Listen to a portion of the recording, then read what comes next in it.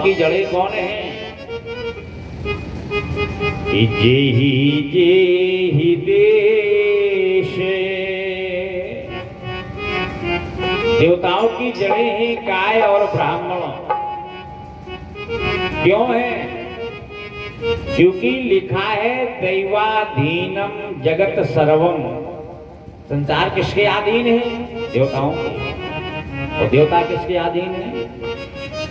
देवाधीनम जगत सर्वम मंत्राश्धीनाश देवता। और ते मंत्रा ब्राह्मणाधीना तस्मात् ब्राह्मणा भूषुरः। तो देवता आधीन है या मंत्रों के, और मंत्र आधीन है ब्राह्मणों के, इसीलिए इनको भूषुर कहा गया है। भूषुर माने पृथ्वी का देवता। तो बोले महाराज जड़ को काट दो तो देवता निर्बल हो जाएंगे।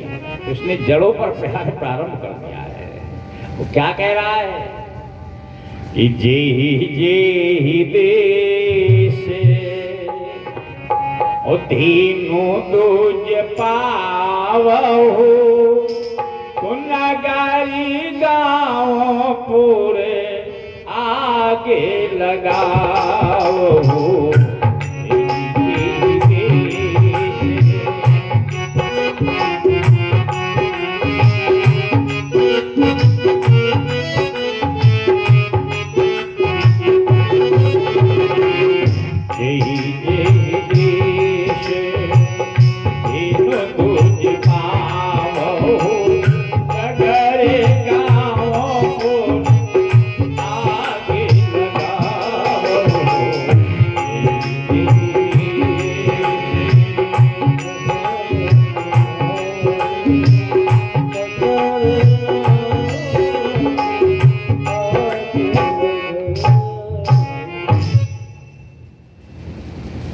तो अराजकता और फैल गई। ध्यान रखना, जब देश पर संकट आता है तो तीन समारही देश को, संत सती और शूर।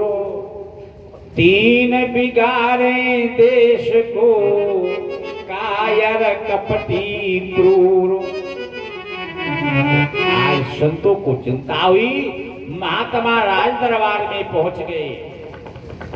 और जब दरबार में पहुंचे तो ना तो उसने प्रणाम किया, ना बैठने को आसन दिया।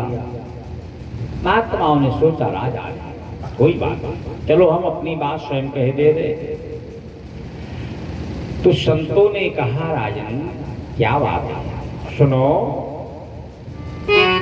यस्य राष्ट्रे पुरे जीवो भगवान यज्ञ पुरुषः। राजन, जिस राजा के राज्य में यज्ञ पुरुष का यजन नहीं होता है, पूजन नहीं होता है, वहां की प्रजा कभी सुखी रहने वाली नहीं है। तब तो बेन कहने लगा, महात्माओं क्या बात है? जानते हो राजा साक्षात भगवान का स्वरूप होता है। क्योंकि विष्णु विरंचो गिरिशः इंद्रो वायु यमो रवि, जितने भी देवता और राजा के अंदर वास करते हैं, तो प्रजा का धर्म है कि राजा को भगवान मान करके पूजा करना चाहिए। तो महात्माओं ने कहा राजा का भी तो कुछ धर्म होता है। यदि प्रजा का धर्म है तो राजा का कोई धर्म नहीं है। तो बेन कहता है एक बार बताओ राजा का क्या धर्म है? तो महात्माओं ने कहा बेन अब तुम ध्यान से सुनो कि सुराज्य और प्रिय प्रजा दुखारी और शूद्र पे अवश्य नरक अधिकारी। जिस राजा के राज्य में प्रजा दुखी होती है ऐसा राजा नरक का गामी होता है। तो राजा का धर्म है कि प्रजा को पुत्रवत पालन करना चाहिए। तो मैया इसको क्रोध आ गया, दुष्ट था ना, ये कहता है हन्नताम हन्नताम मेषो पापा प्रकृता। ये सृष्टि में पापी हैं, इन्हें पकड़ करके कैद खाने में डाल दो। ये हमको उपदेश देने आए हैं। तो महात्माओं ने कहा सावधान, हम साधारण महात्मा नहीं है कि तुम्हारे कैद में चले जाए।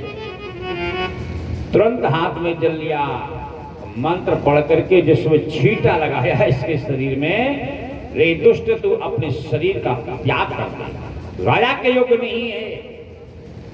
अब तो ये धराम से पृथ्वी मंडल पर प्राणांत हो गया। मैया सुनीता ने इसके पार्थिव शरीर को तेल के कढ़ाव में रखवा दिया, औषधियां डलवा दी। तब माता जी बर्फ की व्यवस्था नहीं थी, अब तो बर्फ में की व्यवस्था हो गई ना, तब तेल की ही व्यवस्था थी। जब राजा नहीं रहा तो अराजकता और बढ़ गई, संतों को फिर चिंता हो।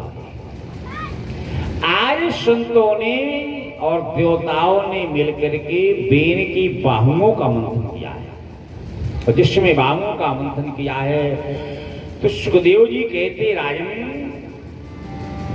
काक कश्लोतिर्हस्वांगो रस्यो बाहुर्महाहनो काक कश्लोतिर्हस्वांगो।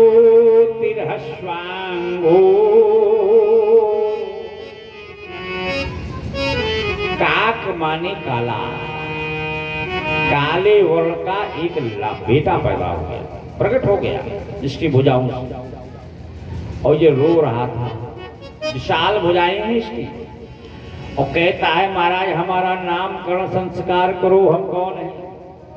तो संतों ने कहा तस्य वंश्यास्तु नैषादाय गिर कानन गोच रहा, तुम निश्चित हो, बेन के पाप हो, कलमश हो, इसलिए संसार तुम्हें निषादों के नाम से जाने। महाराज रहे कहा धूलगिरी कानन गोचरा, नदियों के किनारे कंदराओं और गुफाओं में वास। पुनः मंथन पर प्रारंभ किया तो आज एष विष्णुर भगवता कला भुवन पालिनी इयमतो लक्ष्म्या शंभोति पुरस्यायने पायनी। मैया लक्ष्मी के अंश से मैया अर्ची का प्राकट हो गया है, और भगवान विष्णु के अंश से आज भगवान पृथु जी का प्राकट हुआ है। बोली पृथु भगवान की। वेदों ने स्तुति की, शुद्ध मागध